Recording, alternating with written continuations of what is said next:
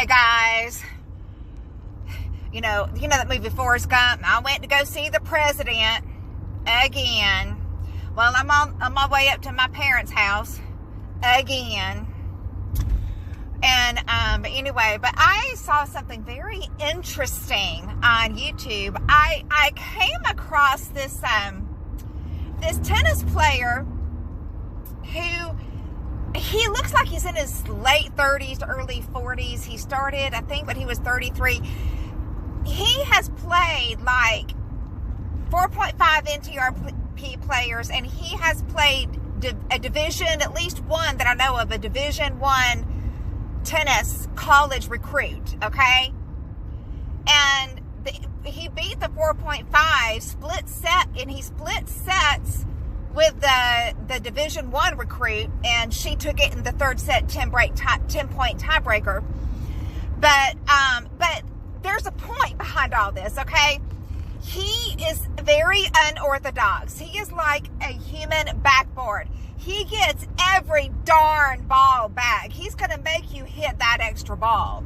What happens is you end up losing patience with him, and you try to go for a winner, and you either miss it or he gets it back.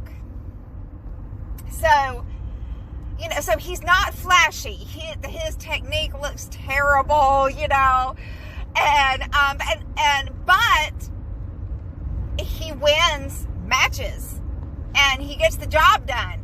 So his game may not look as pretty or as flashy as some, outwardly speaking, right? So outwardly speaking, he doesn't have all the fluff and stuff and all that. So just looking at him from the outside, you'd think that he picked up his racket at Walmart 3 weeks ago and just started taking tennis lessons. Then you watch him start playing, and then you're like, there's no way this guy is going to beat like this, or even take a set off of this Division I tennis college recruit. Yep, he took that set 6-0. What happens is, it's just that the opponent gets so frustrated.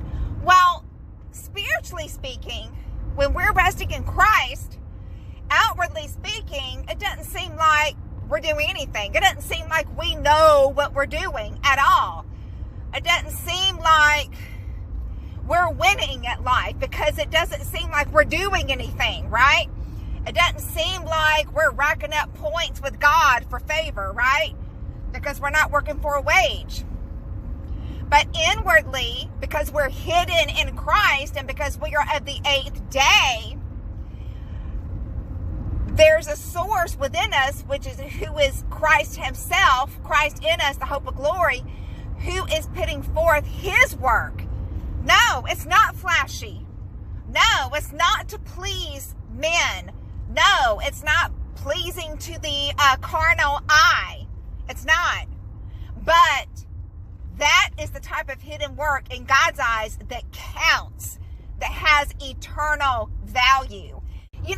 So the tennis players that get really frustrated when they play a pusher, which is your opponent has a very defensive game, and like this guy was just describing, he doesn't look fancy or anything, but he gets the job done. Well, for those of us who are resting in Christ, all of the darts that are being hit our way on our side of the court, if we're resting in Christ, the Lord just allow those darts to be bounced right back off of us and right back onto their side of the court, if you will, as long as we're resting in Christ. And only when we're resting in Christ are we able not to be offended at other people's offense. Now, we're all human, but I'm just saying, I'm just trying to use that analogy from the tennis videos I was seeing today, that if we're resting in Christ, we're like the human backboard in tennis. Doesn't matter how many darts are being, or how many balls, if you will, of offense are being hit in our direction. If we're resting in Christ, the balls just bounce right back off of us, right back onto their side of the court every single time, as long as we're resting in Christ. Just like the opponent of the pushers, the opponent will get very frustrated. That's why these people are getting so frustrated, because we're not working, but yet we're just resting and having peace, and we're thankful, and we're just at peace, and we're not working.